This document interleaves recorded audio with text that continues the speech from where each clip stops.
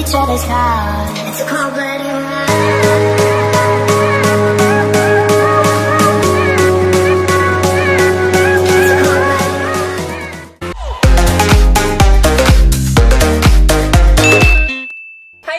And welcome back to my channel. So for today's video is going to be a makeup tutorial. Yes, nothing really fancy or nothing new about this makeup tutorial. My normal routine, but I'll just show you the perfect red shade for everyday look. And take note guys, I don't really wear lipstick. Lip tint lang ako. And with this one, I really like it, the shade. So without further ado, let's get started. I don't normally use concealer talaga every day. I actually skip that. Lagi naman ako nagko-concealer every tutorial na in-upload ko. So today I'll be using the Maybelline Fit Me Concealer in the shade 25 Medium. Going to blend it with my damp sponge.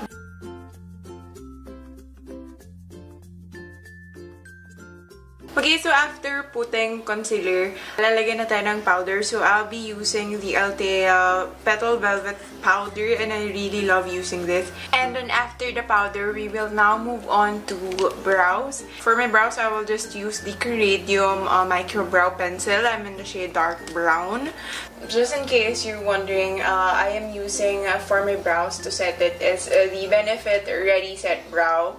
Sobrang tagal ko na-hype tong product sa inyo guys kasi it really works. So, babrush ko lang siya pa para mas maging natural siyang tignan or mas maging feathery look siyang tignan. So, after that, we're gonna bronze a little bit. We're gonna be using my favorite, which is the NYC Smooth Skin Parfait. Okay, so next one is our cheeks. So, I am using and I am loving the Glossier Cloud Paint in the shade Haze. Sobrang natural ng tignan with my skin tone.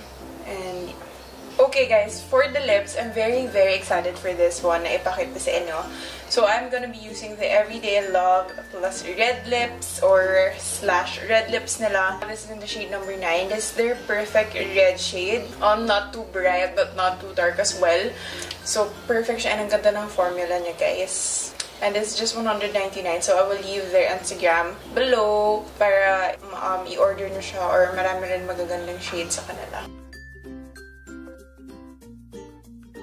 And guys, this is very long-lasting. First time ko siyang ginamit, I was very shocked kasi I left the house at 11:30 and then I came back at 11 PM na rin and we ate Jollibee, samgyeopsal, a lot of stuff. Samgyeopsal guys kasi oily yun. And then, andun pa rin siya. And good thing about it, kahit hindi na siya, I mean, kahit wala na siya, it leaves a tint. So, parang ka rin nakatint. So, hindi ka nag-worry na pangit siyang tignan kasi may ibang matte lipstick pag natatanggal pangit tignan tayo. So that's it for this video guys. I hope you enjoyed watching and if you did, please do give this video a thumbs up and subscribe to this channel if you haven't. And then don't forget to check out all my social media accounts down below. Then again, thank you. Bye!